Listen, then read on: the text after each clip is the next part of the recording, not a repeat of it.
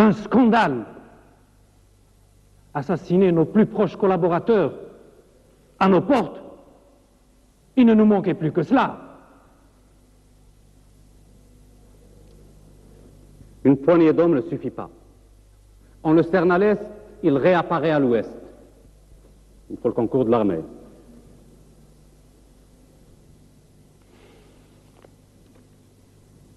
Je suis donc dans l'obligation de porter cette affaire devant le gouvernement.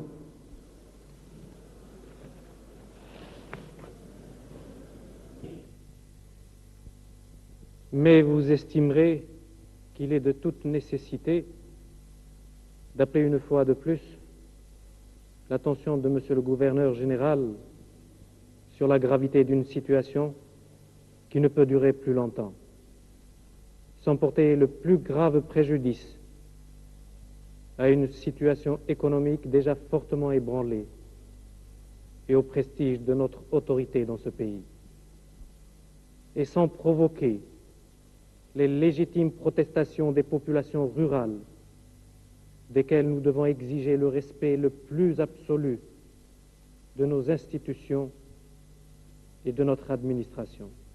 Votre paperasse est inutile. Qu'insinuez-vous par là, Monsieur Falconiti? Ah, parce que vous trouvez tout cela pas clair. Eh bien, je veux tout juste vous faire savoir que vous êtes incapable de prendre des mesures énergiques. Voilà, monsieur le sous-préfet. Je vous rappelle, Monsieur Falconiti, je vous rappelle que je représente un gouvernement. Et c'est au gouvernement et à lui seul de décider.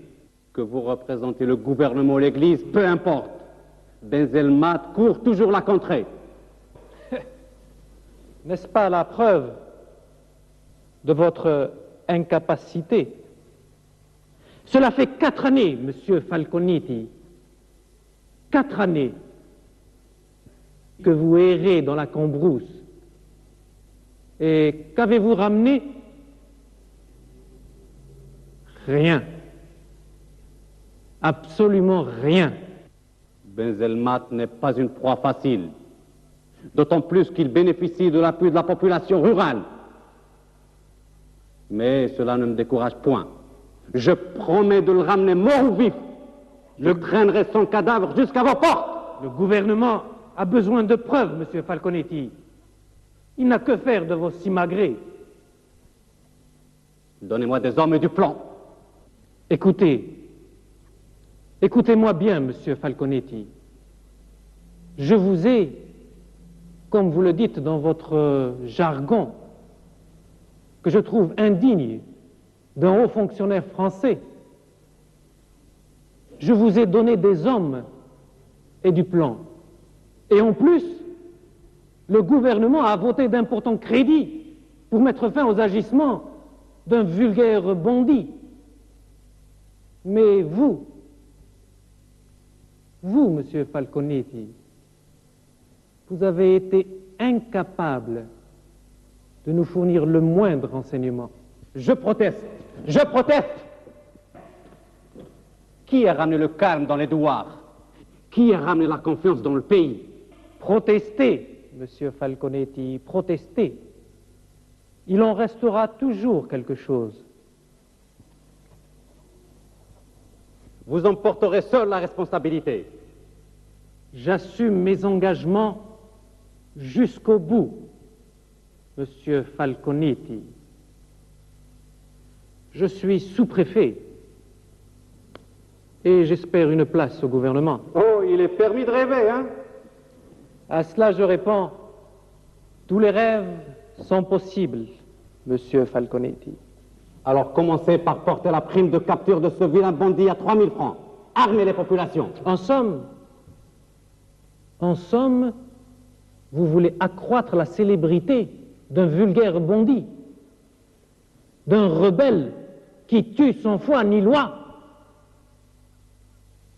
Non, Monsieur Falconetti, je ne suis pas d'accord avec votre solution. Benzelmat doit rester anonyme aussi anonyme que le vernis culturel de ce pays. Je ne souhaite qu'une chose, que vous preniez le maquis. N'inversons pas les rôles, Monsieur Falconetti, n'inversons pas les rôles. Je crois que vous n'êtes pas assez mûr pour assumer, disons, certaines responsabilités. Bah, allez, je vous dis bonsoir, Monsieur Falconetti.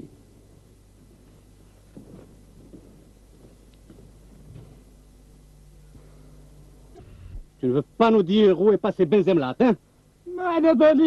Malabelek, hein? Je sais qu'il a passé la nuit chez toi. Je le sais. Alors parle. Écoute, vieille charogne. Ou bien tu nous dis où se cache Benzemlat, ou bien...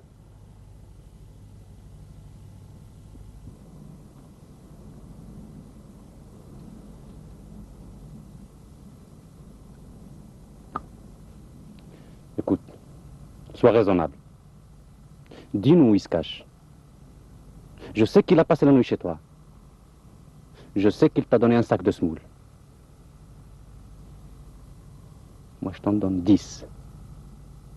10 sacs. Qu'en penses-tu? Dis-nous seulement où il se cache. Tu ne veux pas parler. Alors tu n'es bon que pour l'exil. Manarabch, toujours Manarabch. Avec vous les Arabes, toujours Manarabch. Maintenant, regarde bien ta fille. Regarde-la bien ta fille. Regarde bien ta fille, regarde-la. Regarde-la bien.